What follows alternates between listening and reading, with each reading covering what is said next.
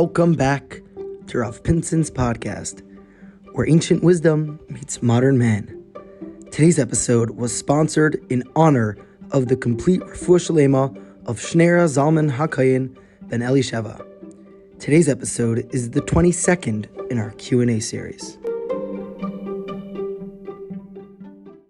We have another question. How should one deal with anger? Yeah, how do you deal with anger? So let's start like this. There's a saying, there's a teaching that the Rambam, Maimonides, brings down. He brings down in Hilchos Deos in chapter 2. It's also a letter the Rambam writes, and the same thing in a letter to Avad Ger. He writes, Kol HaKoyes Kilu Oived Avodah Zarah. Any person that angers is if they are an idol worshiper. This is a quote. It's not found in the Gemara. This quote is not found in our Gemara, in our version of the Gemara. There's a Zohar that says Kol HaKoyes Kilu Avodah Zarah. The Zohar Chelik Beis Chavav in part 226. There is a Zohar that says this phrase Kol HaKoyes Kilu Avodah Zarah. Whether the Rambam saw the Zohar or didn't see the Zohar, that's another conversation.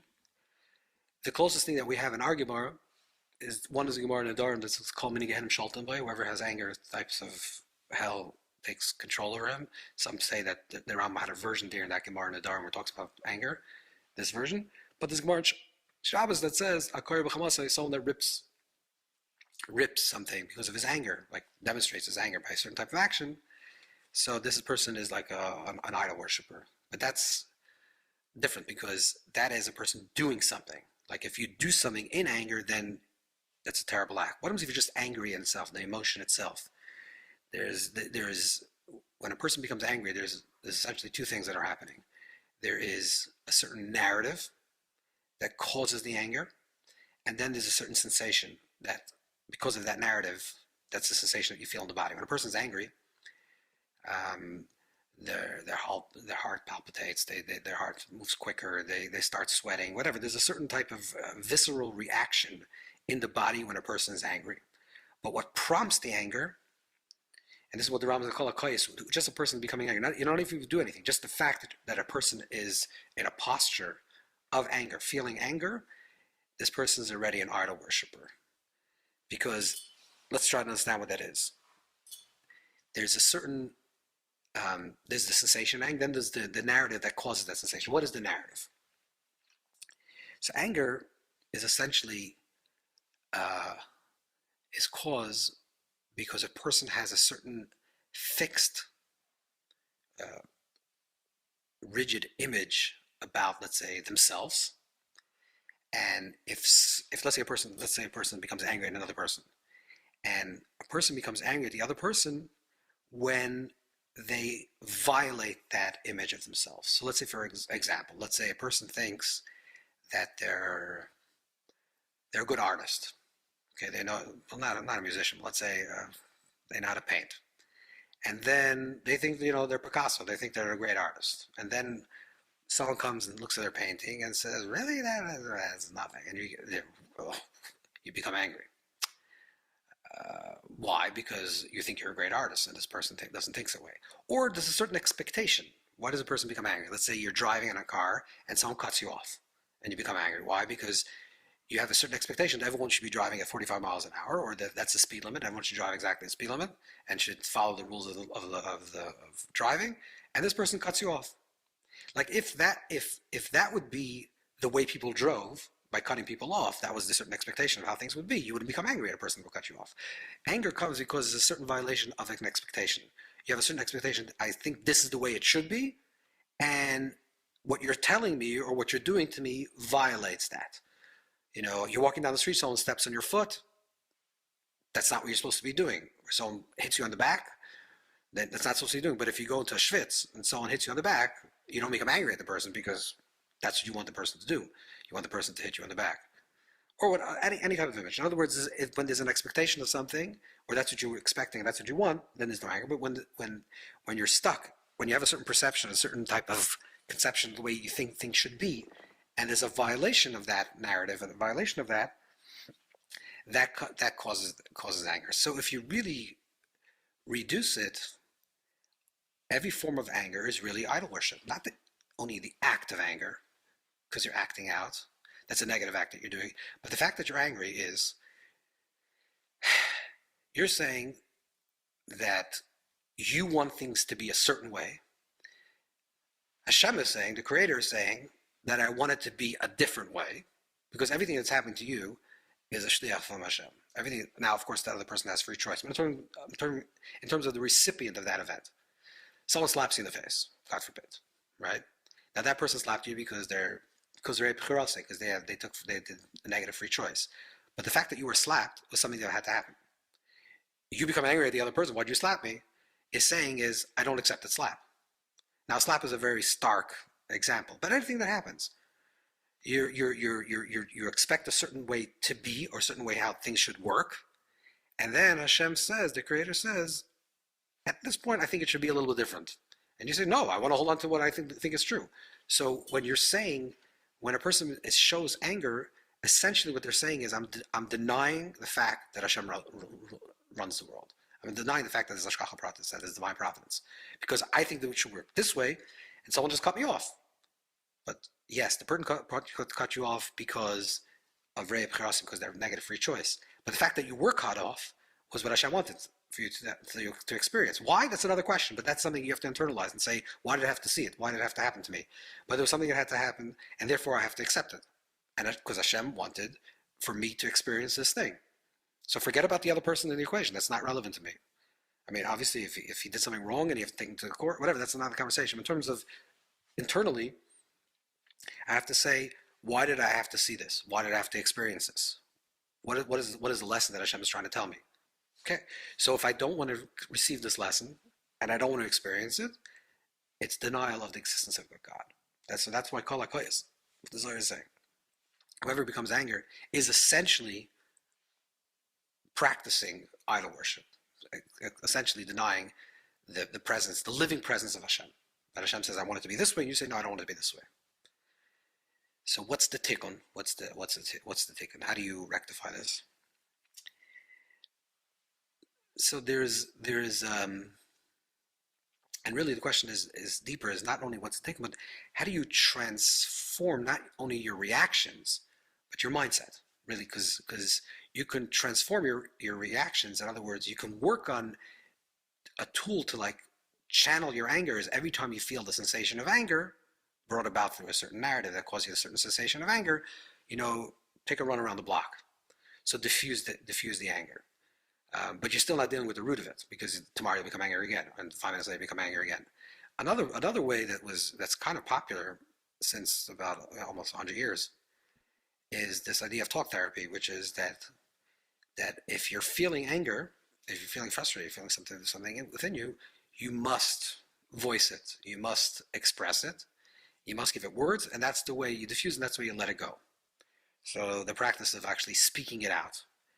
What's kind of fascinating is that the Mukabbalim write that it's a terrible thing to do.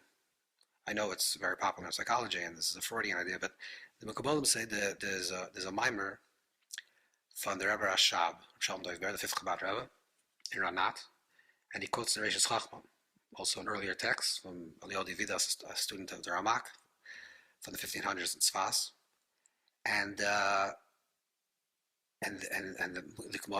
Kabbalists say, the Mukabbalim say, that speaking about something makes it real. And the more you speak about it, the more real it becomes. So a person feels anger, a little bit of anger. Then they go to a therapist and start talking about anger. And they're talking about it, and the therapist is trying to pull out more anger from them. And they end up talking about it, and they walk out fuming.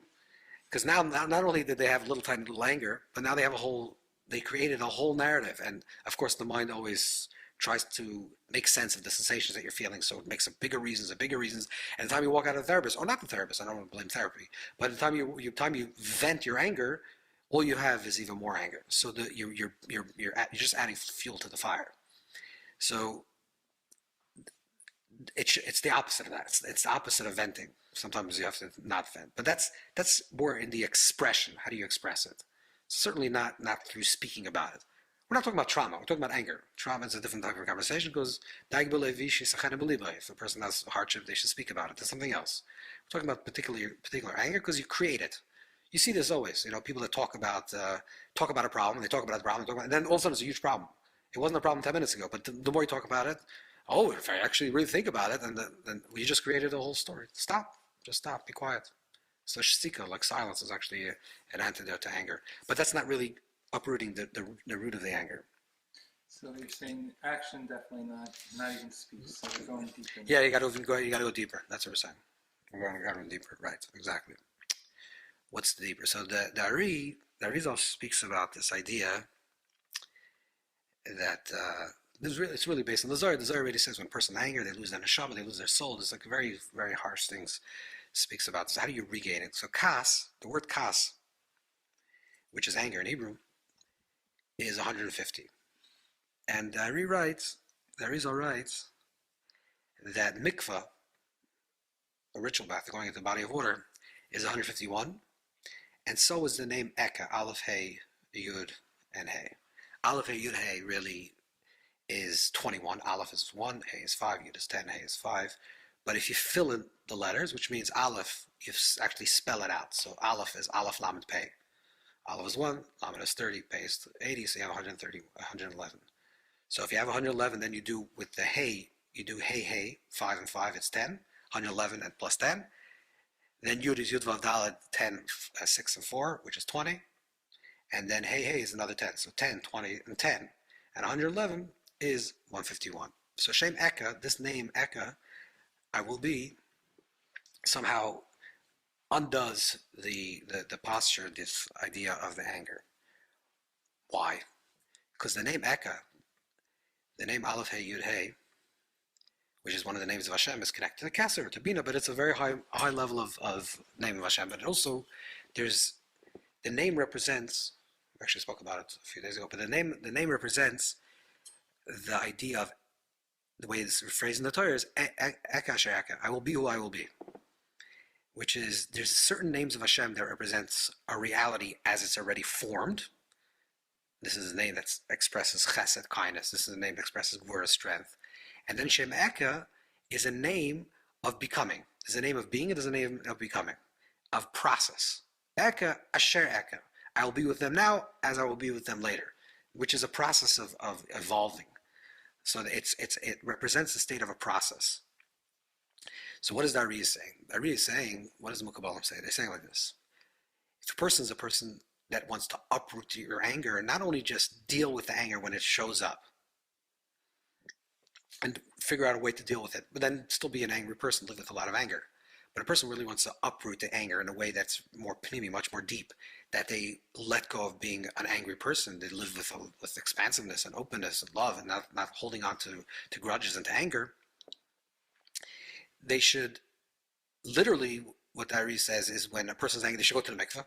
They should go into a ritual bath. And they should mechavan, they should have intention of the name Eka, of this name. What that means is as follows. Water in its primal state represents Mayim Shein Lo Seif, represents something that doesn't have a tzura, doesn't have a form. It's formless. That's the definition of water.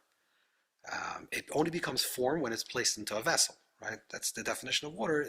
One definition of water is it's a bilti tzura, it doesn't have form. So by a person going into a mikvah, into the place of the formless, and then they're thinking about the bilti tzura, the name of Hashem that represents something that doesn't yet have form, what the mindset of the person that's entering the mikveh is, I have a certain surah, I have a certain form, I have a certain perception, a certain reality that I think is true. This is the story. I'm an artist. That's the truth of who I am. That's what I do in this world. Then you go into the mikveh, you go into the water, you let go of that. You literally strip yourself of that surah, of that form. And you say, I am a process of becoming. I am not defined by my past. I'm being pulled by my future. I don't know what my future yet holds for me. I think I have all these tools that's going to lead me to a certain direction. This is the way my life is going to unfold. But ultimately, Hashem knows how my life is going to unfold. I don't know how my life is going to unfold. I have to live day to day as my life is unfolding. So when a person enters into the state of mikvah, first let go of the anger. But if a person lives this way with the name of Eka in a state of a mikvah, that's in a state of fluidity, really. When a person lives this way, they should never become angry. And now, again, never is a big word, but they should a lot of their anger issues from certain expectations and certain anticipations of things the way it should be. I think my child should do this. I don't know, maybe your child's going to do that. I don't know, maybe every person has their own way, right? So it's going to be a little bit different than you think. And the moment you realize that we're just all processes of becoming, and there's a great unfolding that's happening through us in this world, and Hashem is presenting us continuously with people, with experiences, with events, with encounters that is allowing for the unfolding and the growth of the individual. Because if not, you end up becoming out of Avodah Zarah, you become an idol worshiper, you become a self-idol worshiper. You worship the image that you created for yourself yesterday. That's an idol worshiper. I think this is who I am, and this is how I'm worshiping it. What does it mean worshiping it? I'm protecting it, I'm holding it, I'm making sure no one's going to touch it. And if anyone's going to even try to get close to this, I'm going to smack them away or get really angry and get upset with it. And so long as we're alive, we're becoming. And to be open to life means to be open to life really means to be open to HaKadosh Baruch Hu, to Kel Chai, to living God, which is Hashem is always speaking to us. The world is through the encounters, through the experience that we have, and just to be open to, okay, you say that, what am I supposed to do with that as information? You tell me that I'm not a good artist. Okay, so what does that mean? Maybe I should work harder on my art form, or maybe I should let it go and start something else. I don't know. I have to think about it. But if I get enough signs, I have to see what is the opportunities that are continuously being presented to me by Kadosh Baruch Hu, by Hashem, that's being presented to me through the world. This is the level of a little bit more fluidity. That's why a person has to be, as I'll say, the person should be rach kakana. That person should be like soft as a like a leaf, for example, which means that just, of course, you have to have a center. You have to know who you are, and okay, this is my center, and in that navigation through life, and this is what you want to do. Okay, now Hashem says, you lived in Brooklyn for so many years, and now you're going to move to Montebello. I don't know, maybe Sashkacha. This is what's supposed to happen, and you're open to it, and you'll see where it's gonna lead. This is a certain level that you don't become angry. Get frustrated. How could this happen? I don't understand. I thought So you thought. This is a way to uproot not just the expression of anger but really to create a different mindset, a way of living. And this is why there's a chassidic custom, or certainly a spiritual custom, to go to the mikveh every day. But this idea is really to start your day with like a freshness, an openness, like, okay, Hashem Sefasei Tiftach, open my mouth and tell me what has to be done today. So when a person lives with that, they live with less anger. Beautiful. So what if someone does become angry and then goes to the mikveh? Yeah. You're saying that what should happen? You should go to the mikveh, basically. When you go to the mikveh, you should do it in a pneumistic way, a real way, which means... I mean, not just the act. Not just the act. Think about even like when you take off your garments. Like, what does it mean to take off our garment? What does it mean to take off a levush?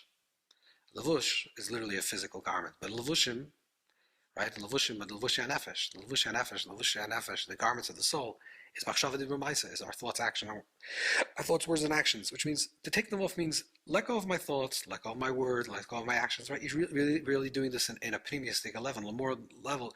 You're like when you're stripping yourself of your garments, you're really stripping yourself of all these assumed stories and assumed reality. This is what it is.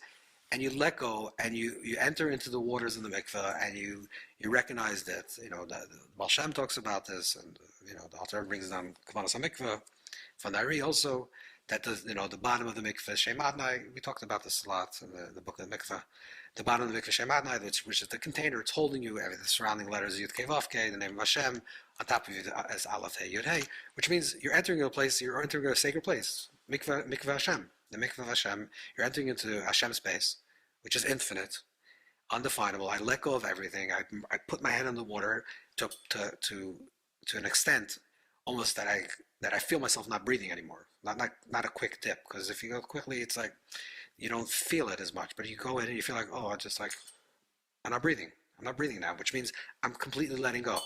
And then as you're exiting the mikveh, which is really the Shem Ek is on the top, the cap of the mikveh, which that's where the purity comes from, is you're emerging and saying, okay, now let me emerge and let me put on my clothes again.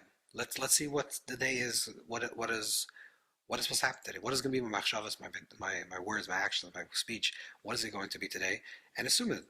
So I think the more you do this with kavanah, like anything, the more a person does something with intention, there's like the spiritual residue, the reshima that happens no matter what you do. This physical act of doing something, that in itself has some type of reshim, some type of imprint in our consciousness.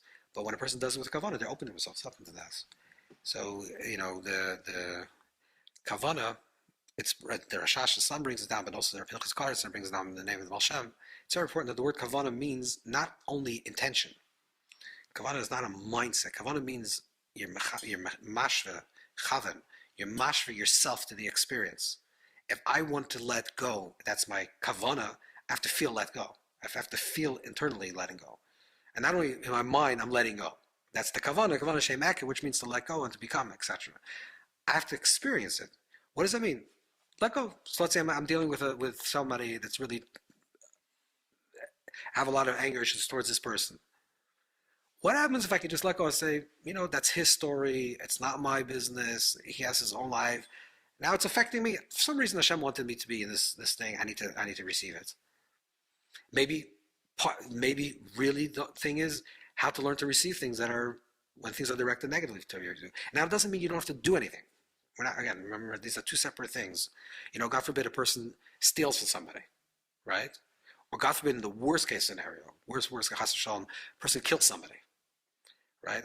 You can't talk about this because it's very hard to say this, but of course this person has to have their punishment, complete punishment for whatever it is, for all sorts of dangerous society, whatever. This person has to have punishment, but simultaneously the person that received that has to forgive on some level. Right, so there's two things that are always happening together. There's the person that's choosing, and therefore they have their own story, and therefore in the court of law and in the best, whatever it works, they have to be, put into the straight order. But in terms of us, the recipient, we always have to ask, like, why am I experiencing it? What does Hashem want me to learn from this? Maybe Hashem wants them to have more faith, have more bitachon. I don't know, but there's something happening here besides just being angry. Angry just means I expected it to be this way and it's not. So you expected it to be this way. So you did. So what? You're an idol? And you're going to worship yourself? Hashem says, no, I don't look so. Yeah, that's true. It was. That's the way it was. Now it's no longer. Beautiful. Very powerful practice. Yeah. As Hashem, we should have the strength to, Hashem should give us help, that we should have the strength to implement and not just talk about. So in essence, there's the actual embodied practice if one's near mikvah, Right, to actually do it. To link the intention with the experience, but that one can even do this without that. Correct. One could just do this, take a Can few live it. minutes and Can live it. Correct. Yeah, if you can go to the mikveh physically, yes, of course. But it talks about it in Sfarim. It talks about, let's say a person lives in a place there's no mikveh, so you should learn Mishnayos and Taras. What it means is like, it's when you can do something physically, not if it's a mitzvah, but it's not a mitzvah. It's a practice. Mm-hmm. It's a minhag. It's a custom. When you can't do it physically, do it mentally, do it emotionally. But that's really where the work is, because that's the harder part. To jump into a mikveh is kind of easy. Mm-hmm. Some people like going to a hot bath in the morning or a cold bath, whatever your preference is. And so you could do it after the fact, or if someone sees it, they get angry relatively Correct. frequently, they could preventatively be engrossed in this. Correct. Or if you have a mikveh next door, there was some tzaddikim used to go to the mikveh every 5 minutes. This was also every time they felt like there's going to be maybe a chash that they're going to be angry at someone, they ran into the mikveh. But okay, I don't know if that's a practice that's, it's for the 21st century, if it's really relevant. But There's probably only one individual who we know of who does this. Correct, exactly. But most people live in the normal life. It's not really a practical thing, but at least an intention you could. For sure you can. Yeah. Beautiful. Thank you for listening to Ralph Pinson's podcast. To submit questions or to sponsor a future episode, please email ralphpinsonpodcast@gmail.com. The link is in the description below.